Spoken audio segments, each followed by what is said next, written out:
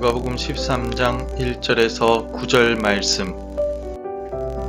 그때 마침 두어 사람이 와서 빌라도가 어떤 갈릴리 사람들의 피를 그들의 제물에 섞은 일로 예수께 아뢰니, 대답하여 이르시되 너희는 이 갈릴리 사람들이 이같이 해 받음으로 다른 모든 갈릴리 사람보다 죄가 더 있는 줄 아느냐?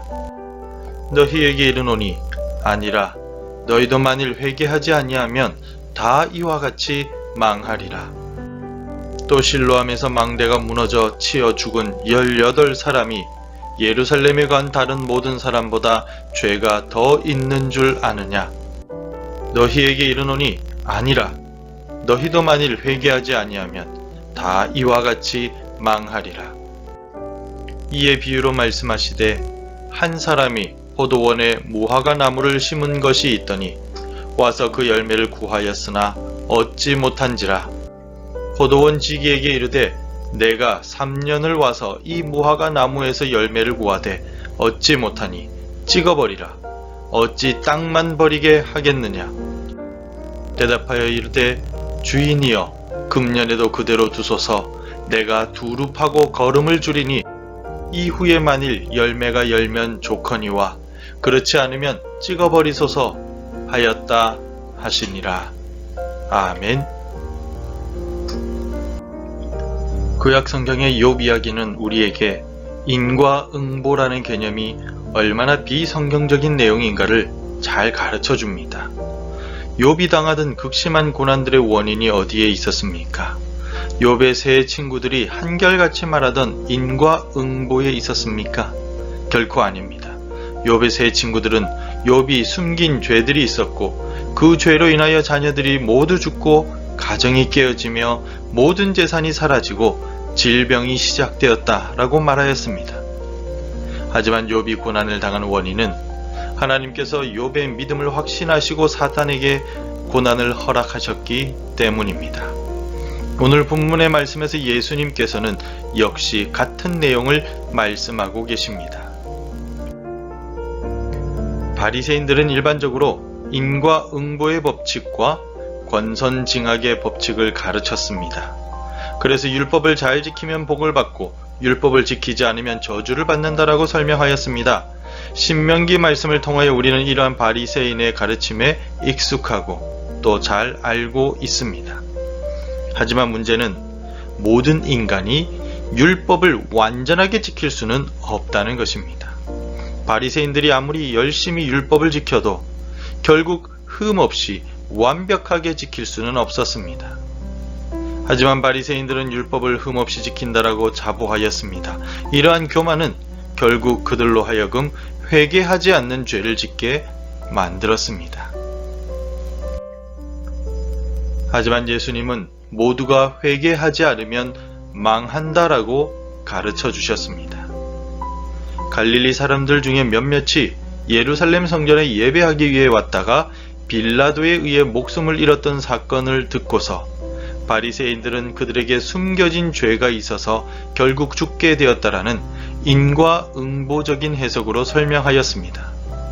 또 실로암 연못에 있던 망대가 무너져 사람들이 죽었을 때에도 죽은 사람들은 은밀한 죄를 지었기에 모든 것을 알고 계신 하나님께서 심판하셨다라고 설명하였습니다. 하지만 하나님께서는 바리새인처럼 율법을 지키는 행동을 남에게 보이고자 하는 종교적 행위가 아니라 진심으로 예배하는 자를 기뻐하십니다. 또 아무리 큰 죄를 지었다 하더라도 예수 그리스도의 이름을 의지하여 회개할 때 용서를 받을 수 있습니다. 완전한 죄의 용서와 구원은 율법을 지킴으로써 가능한 것이 아니라 예수 그리스도의 보혈을 의지할 때만 가능합니다. 그래서 예수님께서 말씀하셨습니다. 5절에서 너희에게 이르노니 아니라. 너희도 만일 회개하지 아니하면 다 이와 같이 망하리라. 예수의 보혈을 의지하여 회개하지 않고서는 율법을 잘 지키던 사람이든 율법을 어기던 사람이든 결국 모두 멸망하고 영원한 심판을 받게 될 뿐입니다. 예수의 보혈에 감사하며 살아가는 은혜의 날이 되시기를 바랍니다. 그리고 예수님은 회개의 열매를 맺지 않으면 찍어 버려짐을 당하게 된다고 가르쳐 주셨습니다. 회개에 대해 말씀하신 예수님은 뒤이어서 열매 없는 무화과 나무 비유를 말씀해 주셨습니다. 이스라엘 땅에는 무화과 나무들이 잘 자라는 편인데 키가 큰 것은 9m까지 자라기도 합니다.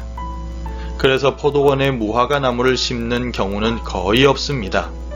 무화과 나무가 그늘을 만들어 일조량을 줄이거나 포도나무를 죽일 수도 있기 때문입니다. 하지만 주인은 무화과 나무를 포도원에 심고 포도원지기에게 잘 보살피라고 명령합니다. 주인의 은혜로 포도원에 심겨진 무화과 나무는 포도원지기의 보살핌에도 불구하고 3년 후에도 아무런 열매를 맺지 못하였습니다. 결국 주인은 무화과 나무를 찍어버리라고 명령하였지만 포도원지기는 1년 더 정성을 다해 돌볼 테니 기다려달라고 주인에게 요청합니다. 8절에서 대답하여 이르되 주인이여 금년에도 그대로 두소서 내가 두릅하고 거름을 줄이니 라고 말합니다. 포도원지기가 요청한 1년은 무화과 나무에게 있어서 회개의 기간입니다. 1년 안에 최선을 다해 열매를 맺지 않으면 결국 찍혀 불태워지게 될 뿐입니다. 우리 예수님께서는 복음을 전하시고 십자가의 은혜를 베풀어 주심으로써 누구든지 회개할 수 있는 기회를 주셨습니다. 유대인뿐 아니라 모든 만민에게 회개의 기회를 주셨습니다. 이제는 누구든지 예수를 믿고 회개의 열매를 맺어야만 합니다. 회개의 열매를 맺지 못하면 아무리 신앙의 연수가 길어도 결국 망할 수밖에 없습니다. 내게 베풀어 주신 주의 구원의 은혜를 기억하며 오늘도 기쁨으로 살아가시기를 바랍니다. 성도 여러분, 하나님은 인과응보가 아니라 무한한 은혜를 우리에게 주셨습니다. 사도 바울은 에베소서 2장 8절을 통하여 우리는 하나님의 은혜로 구원의 선물을 받았다라고 고백하였습니다. 죄를 지을 때마다 하나님께서 심판하신다면 이 땅에 온전하게 살아있을 사람이 어디 있겠습니까? 열매 없는 무화과 나무를 보면서도 참았던 주인과 같이 예수님의 보혈을 통하여 우리를 향한 심판을 유예하시고 회개하는 자마다 용서의 은혜를 주셨습니다. 이 크신 사랑을 기억하며 오늘을 살아갑시다.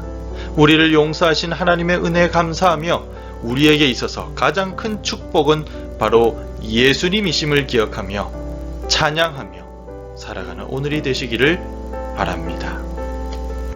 기도하겠습니다. 하나님 아버지, 지금껏 세상적 성공이 하나님의 복으로 오해하고 살아왔습니다. 가장 중요한 것은 예수를 믿는 믿음의 복임을 기억하고 오직 우리 주 예수 그리스도만을 사랑하며 살아갈 수 있도록 인도하여 주옵소서. 명절 연휴가 시작됩니다. 명절 동안에도 우상 앞에서 범죄하지 않고 가족들과도 건강하게 설 명절을 보내게 도와 주옵소서. 예수님의 이름으로 기도드립니다. 아멘. 함께 기도해 주시기 바랍니다. 하나님 앞에서 나의 모습을 돌아보고 겸손히 회개하는 영을 주옵소서. 한국교회와 우리 교회가 하나님만이 우리의 주인임을 인정하게 하옵소서. 명절 기간 동안 정결함과 거룩함을 지켜가는 성도들이 되게 하옵소서. 오늘도 말씀과 기도로 하루를 시작하시기를 바랍니다.